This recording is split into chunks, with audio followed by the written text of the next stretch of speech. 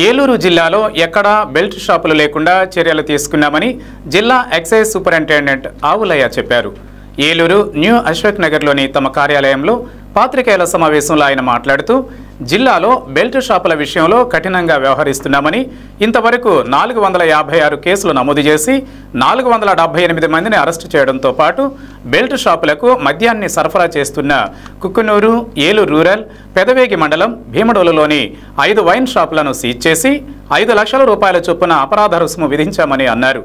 జిల్లాలో మొత్తం లైసెన్స్ పొందిన 155 మద్యం షాపులు ఉన్నాయని, మద్యం షాపులలో ఖచ్చితంగా ఎంఆర్పీ ధరలకే మద్యం అమ్మేలా చర్యలు తీసుకుంటున్నామని, రాత్రి 10 గంటల తర్వాత షాపులో మద్యం అమ్మకుండా విస్తృత తనిఖీలు చేస్తున్నామని అన్నారు. చింతలపూడి మండలం ఎర్రగుంటపల్లిలో ఎంఆర్పీ కన్నా అదనంగా మద్యాన్ని అమ్ముతున్న కనకదుర్గ వైన్స్పై కేసులు నమోదు చేయడం జరిగిందన్నారు. బహిరంగ ప్రదేశాలలో మద్యం సేవించడం నేరమని, జిల్లాలో బహిరంగ ప్రదేశాలలో మద్యం సేవిస్తున్న 70 మందిపై కేసులు నమోదు చేస్తామని చెప్పారు.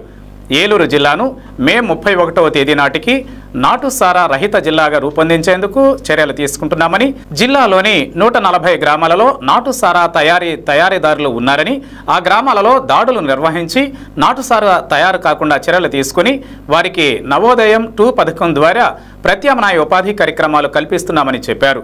ఆ గ్రామంలోని 35 కుటుంబాలకు చెందిన 138 మంది మహిళలకు ఉన్నతి, స్త్రీ నిధి పథకాల ద్వారా వడ్డీ లేని రుణాలు అందించి స్వయం ఉపాధి పథకాలు ఏర్పాటు చేసుకునేలా చర్యలు తీసుకుంటున్నామన్నారు.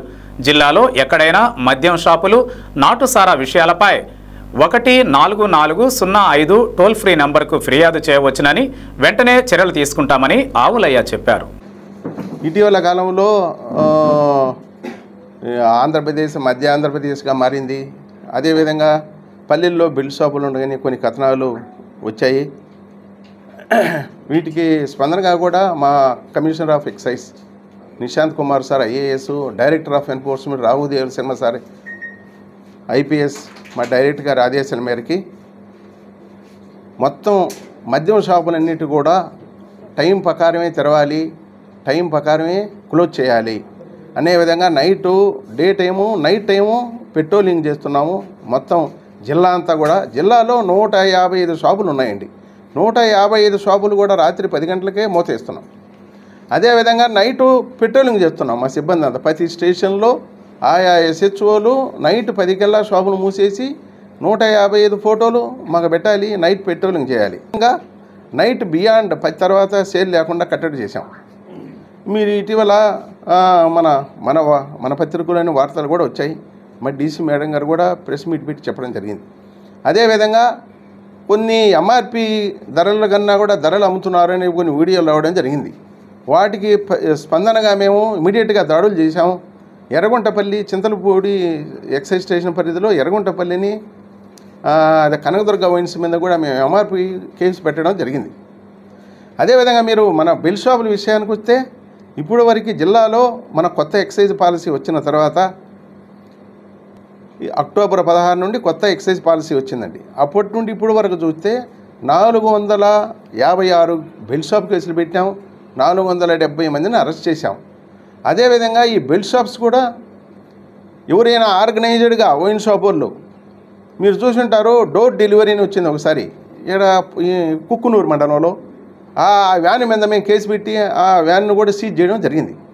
అదేవిధంగా ఎవరైనా ఆర్గనైజ్ బెల్ట్ షాప్స్ ఎక్కడెక్కడ ఉన్నాయి, ఏమన్నా మా కంప్లైంట్ వచ్చిన ఇమీడియట్గా స్పందించి వాటి మీద కేసులు పెట్టడం జరుగుతుంది.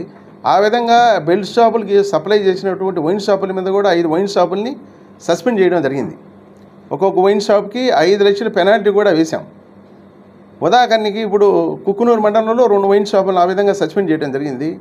ఏలూరు రూరల్లో పెదవేగి మండలంలో ఒక వైన్ షాప్ని సస్పెండ్ చేయడం జరిగింది. అదేవిధంగా భీమడోల్లో ఒక వైన్ షాప్ని సస్పెండ్ చేయడం జరిగింది. బెల్ట్ షాపులకు సప్లై ఇస్తూ ఉంటే బెల్ట్ షాపుల మీద ప్రభుత్వం కఠినంగా వ్యవహరిస్తుందండి. ఒక 35 మందిని ఉన్నతి అనే పథకం కింద మనిషికి ₹1,00,000 లోన్ శాంక్షన్ చేయడం జరిగింది. దాదాపు ఖరారు అయిపోయింది.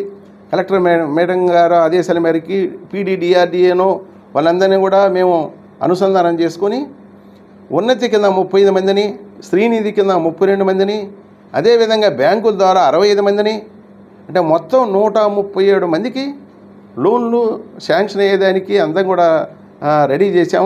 ఈ లోన్ శాంక్షనింగ్ కూడా ఈ మంత్ ఎండింగ్కి అయిపోతాయండి. 137 మందికి ఒక్కొక్కరికి ₹1,00,000 చొప్పున.